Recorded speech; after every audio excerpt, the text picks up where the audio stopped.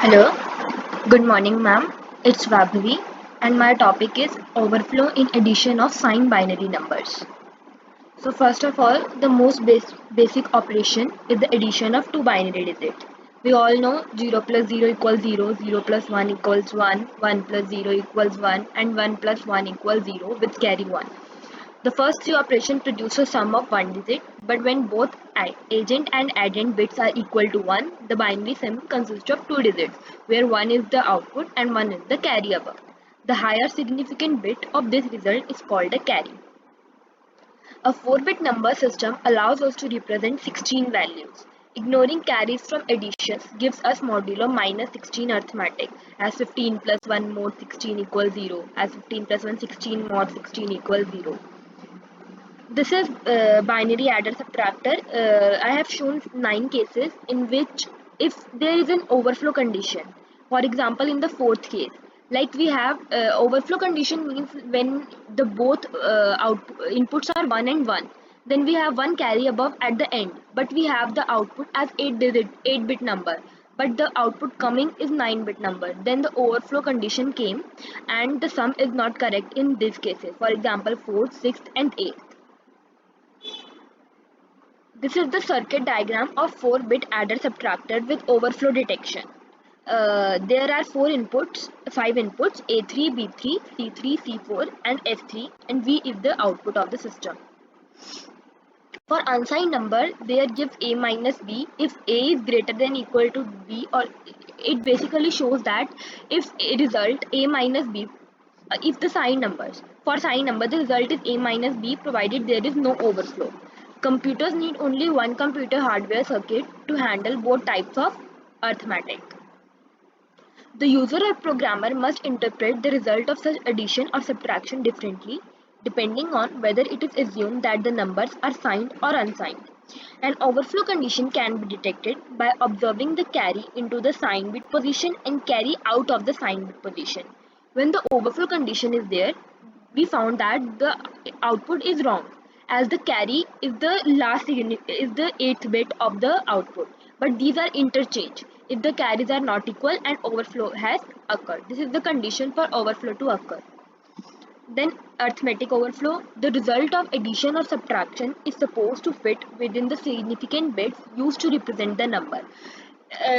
If the result is not in the significant bits that are used to represent the number, then the overflow condition takes place. If n bits are used to represent signed number, then the result must be in the range of 2 raised to power n minus 1 to 2 raised to power n minus 1 minus 1. If the result does not fit in this range, we say that arithmetic overflow has occurred. If the result is not in the significant bit range, for example, we have taken that output should be in 8 bits, but the result is coming out in 9 bits, then we can say that the system is in arithmetic overflow. Now this is the simple formula for calculating the overflow. Let the carry out of full adder adding the least significant bit be C0. Then the carry out of the full adder adding the next least significant bit is C1. Thus the carry out of the full adder adding the most significant bit is Ck minus 1. This assumes that we are adding two k-bit numbers. We write the formula as V equals C x minus 1 XOR C k minus 2, where V is the output of the system. Thus, this is effectively XORing the carry in and the carry out of the leftmost full adder. Why does this work? The XOR of the carry in and carry out differ in if there is either a 1 being carried in and a 0 being carried out, or if there is a 0 being carried in or 1 being carrying out. It basically means we change the least significant bit of the output by the carry and the carry by the least significant bit. If these are interchanged in case of overflow, then only the output can be correct, otherwise the output will be wrong. Why does that happen? Let's look at each case. Case 1. 0 carried in and 1 carried out. If A0 is carried, then the only way that 1 can be carried out is if xk minus 1 equals 1 and yk minus 1 equals 1. That way the sum is 0 and the carry out is 1. This is the case when you add two negative numbers but the result is non-negative. Case 1. 1 carried in and 0 carried out. The only way 0 can be carried out if there is a 1 carried in, even if xk minus 1 equals 0 and yk minus 1 equals 0. In that case, 0 is carried out and the sum is 1. This is the result when you have two negative numbers and the result is all a negative result. 0 plus 1 equals 0 and 0 plus 1 equals 1. Carry in equals carry out. Also, the overflow condition came only when we add numbers of the same sign.